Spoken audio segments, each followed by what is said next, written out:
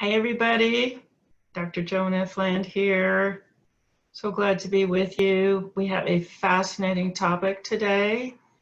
It is letting people derail us, letting people pull us off our quest, our journey to eat clean, healthy food.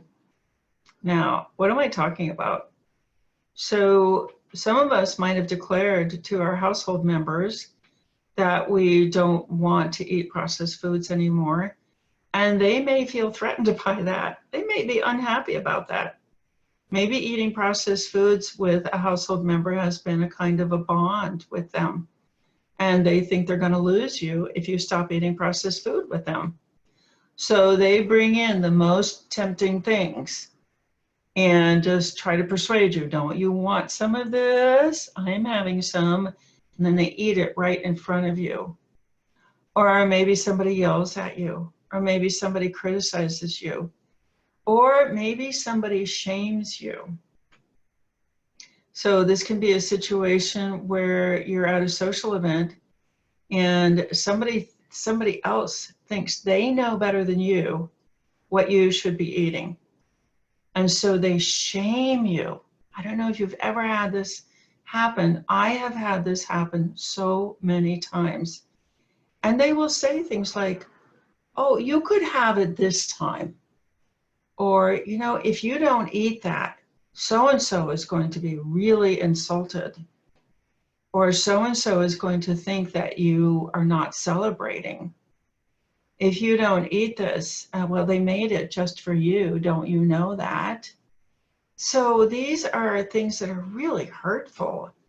And for some food addicts, maybe you're early in recovery and you're just not strong enough yet. So recovery is recovering from a really serious illness. Processed foods are really kind of poisonous. They make us sick in so many ways, and they really can affect our self-esteem, our self-regard. They can make us feel weak. They can make us vulnerable. They can make us just feel like we have to do what people tell us. So these are very, very serious. They're really kind of life-threatening situations. Like I learned recently about somebody who was early recovery, fighting the cravings, nothing bad in her house, doing so good, but really in those early fragile days. And she opened the door of her house and there was some kid selling the worst, most poisonous substances. These sugar, caffeine, flour, gluten, processed fat substances. They're not food. The brain does not react to those substances as food. The brain reacts as if they're drugs. And that's how we got to be addicted to them.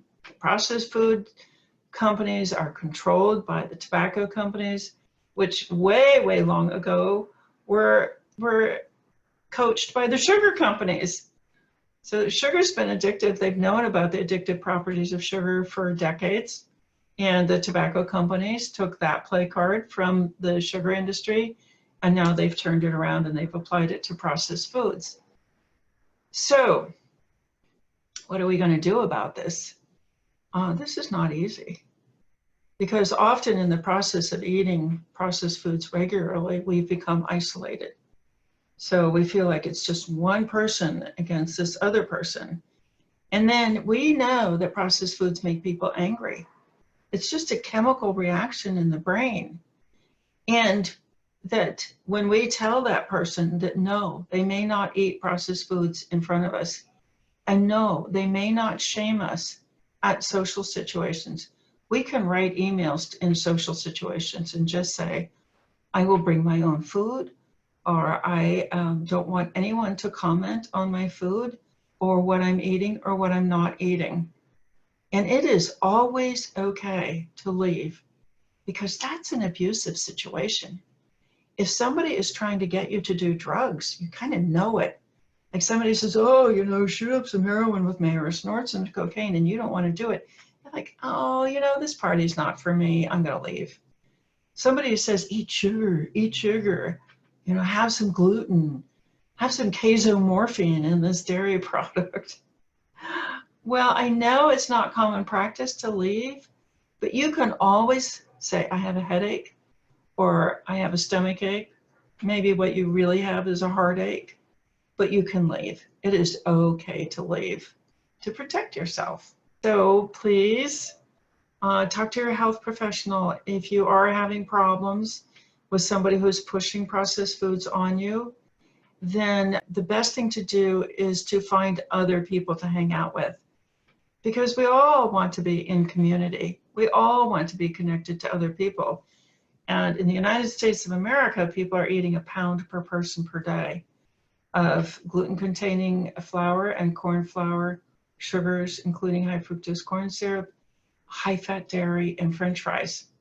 Those are all very mood-altering, and they're highly addictive. Finding people who don't eat those foods is kind of tough. But if you need help, please reach out to your health professional, or you can email me, foodaddictionreset@gmail.com. You can go to our website, www.foodaddictionreset.com, or you can join our Facebook group, Food Addiction Education. So I will look for you in one of those places, but do check with your health professional first. This is Dr. Joan Ifland. Take care.